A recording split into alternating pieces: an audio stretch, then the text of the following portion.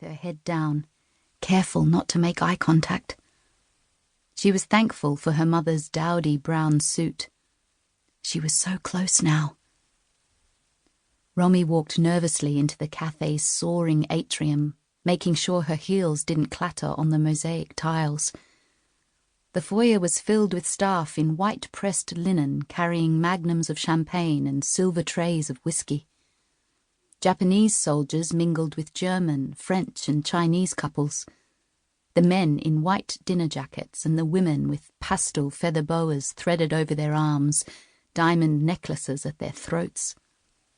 These couples chatted to elegant Chinese ladies, buttoned into cheongsams and low-backed lame ball gowns.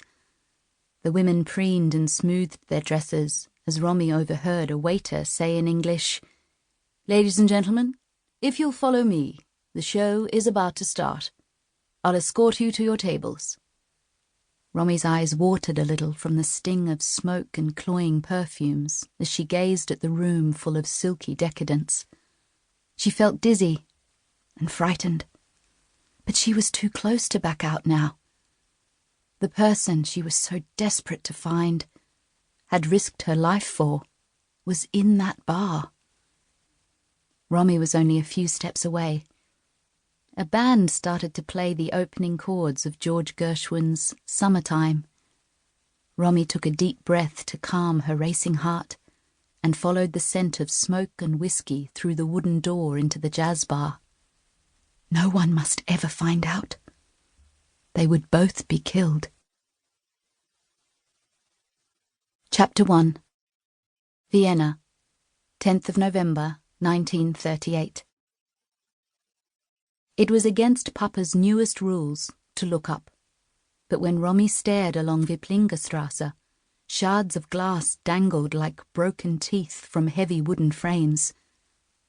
Pretty shop windows had turned into scary Tatzelwurm monsters overnight. The wide, grand street was a sea of dark coats, black, brown, navy and grey, weaving desperately between ornate stone buildings. None of the adults knew where to go.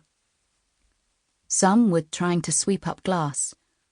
Crowds gathered and swirled, chattering, crying and screaming. Black cars honked in the teeming street.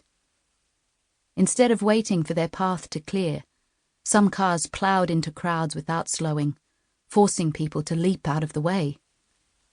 With her father grasping one of her wrists and her mother the other, Romy was dragged through the chaos like a small child, though she was 12. Still she made no noise, except for the glass crunching under her boots. She tried following Papa's rules, avoiding eye contact with any of the heads above the coats. Instead, she concentrated on the feet of her older brothers, Benjamin and Daniel, who walked an arm's length in front. Romy glanced sideways from under her navy beret.